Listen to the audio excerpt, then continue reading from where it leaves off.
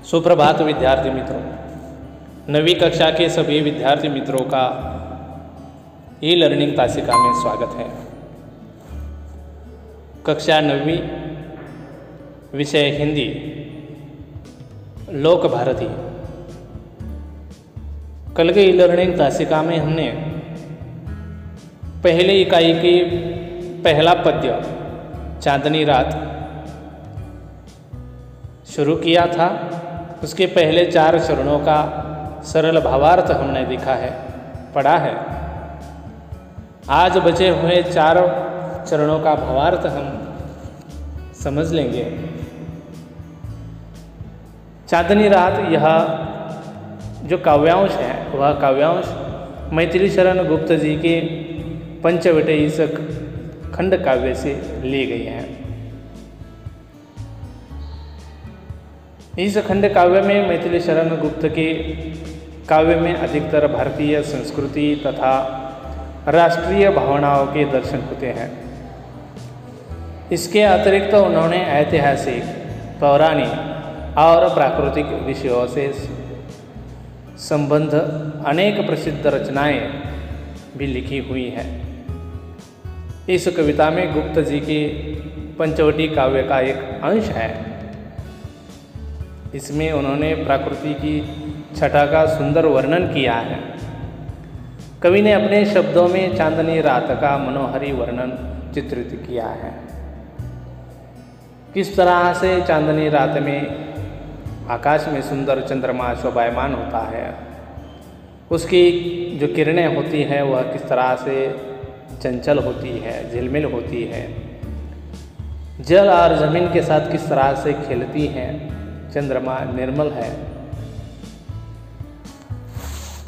पवन के मंद मंद झोंकों से पेड़ पौधे किस तरह से झूमते हैं, खुशी प्रकट करते हैं। चंद्रमा के स्वच्छ प्रकाश में निखरी हुई रात्रि का वर्णन इस कविता के माध्यम से मैथिली शरण गुप्त जी ने किया है। तो चलिए हम बची हुई कविता का सरल भावार्थ देखते हैं। चलिए हम इस कविता को पढ़ते हैं। आपको भी यह कविता का मुखर वाचन करना है। बिखरे देती वसुंधरा मोती सबके सोने पर, रवि बटोर लेता है उनको सदा सवेरा होने पर। और विरामदायिनी अपनी संध्या को दे जाता है, शून्य श्याम तनु जिससे उसका नया रूप झलकाता है। पंचवटी की छाया में है सुंदर पर्ण कुटीर बना, जिसके सम्मुख स्वच्छ शिला पर धीर वीर निर्भीक मना। जाग रहा है कौन धनुर्धर, जबकि भुवन भर सोता है। भोगी कुसुमायुध योगी सा बना दृष्टिगत होता है। यह पद्यांश पंचवटी इस खंड काव्य से लिया गया है। इस कविता का सरल भावार्थ हर एक चरण का हम समझ लेते हैं। तो चलिए हम पहले चरण की ओर चलते हैं।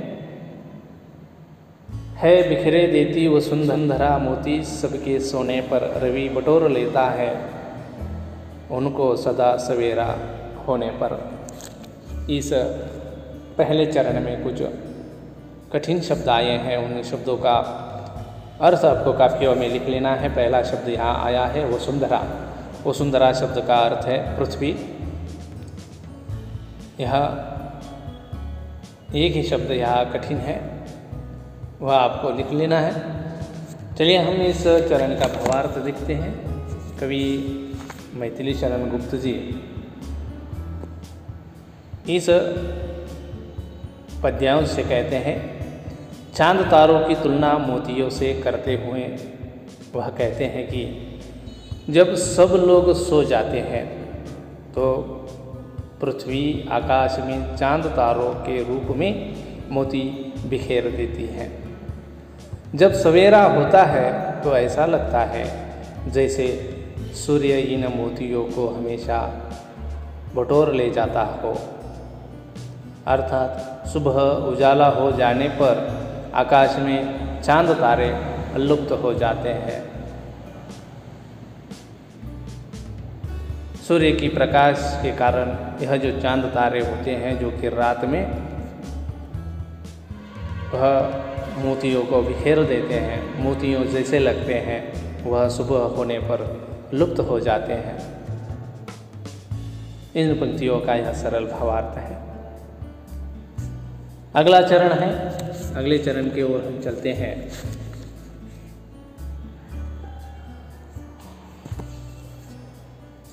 और विरामदायिनी अपनी संध्या को दे जाता है, शून्य श्याम तनु जिससे उसका नया रूप झलकाता है।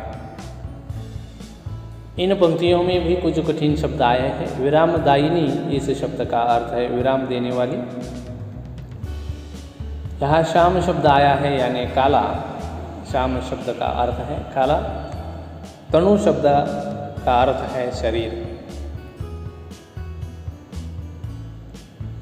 तो यह अर्थ आपको काफियों में लिख लेने हैं। इस पंक्तियों का हम भावार्थ देखते हैं, ध्यान दीजिए। कवि इन पंक्तियों से कहते हैं कि सुबह होने पर बटोरे हुए चांद तारे रूपी मोती सूर्य उसे विश्राम देने वाली संध्या को सौंप जाता है, अर्थात शाम होने के बाद चांद तारे आकाश में फिर चमकने लगते हैं और वे मोतियों का आभास कराने लगते हैं।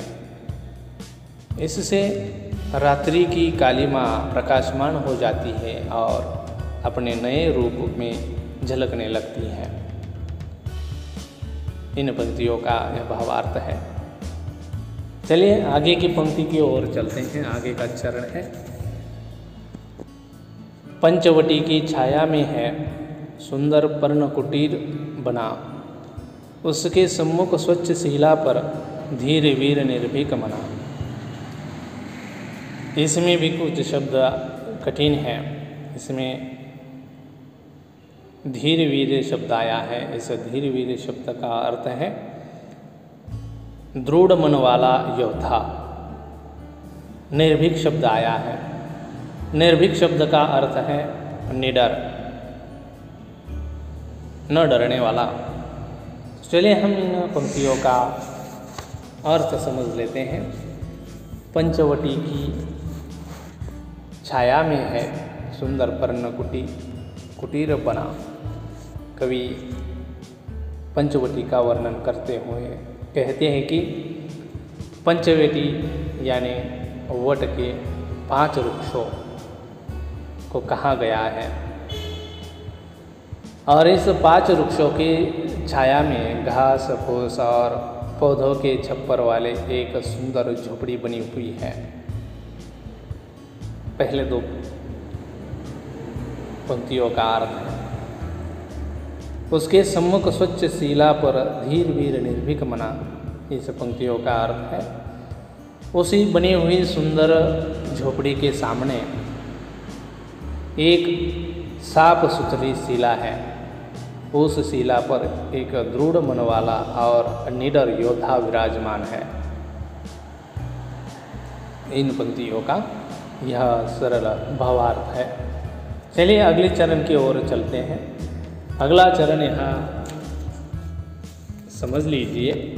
जाग रहा यह कौन धनुर्धर, जबकि भुवन भर सोता है, भोगी कुसुमा युद्ध योगी सा, बना दृष्टिगत होता है। इन पंक्तियों में भी कुछ कठिन शब्द आए हैं, वह आपको अपने कापियों में लिख लेने हैं। पहला शब्द है धनुर्धर यानी तीरंदाज। दूसरा शब्द यहाँ आया है भुवन। भुवन शब्द का अर्थ है संसार।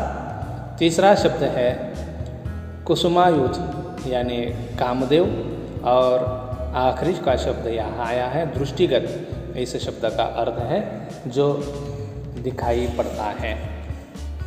और इन पंक्तियों का अर्थ है, इन पंक्तियों से कवि कहते हैं कि इस समय संसार के सारे लोग सो रहे हैं, पर यह धनुर्धर धनुष्यधारी कौन है जो रात्रि के समय में जाग रहा है। वे कहते हैं कि यह कामदेव सा भोगी या भोगी यानी गृहस्थ, कोई सन्यासी जैसा लगता है, सन्यासी जैसा थोड़ा सा दिखाई देता है।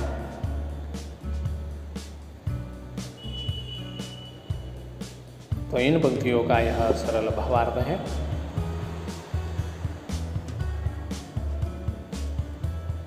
इस कविता को आपने अच्छी तरह से समझ लिया है। इस कविता पर आपके पाठ्य किताब में जो कृतियाँ दी गई है, यह कृतियाँ आपको पूर्ण करनी है। अपनी कापियों में उन कृतियों को पूर्ण करना है, लिखना है।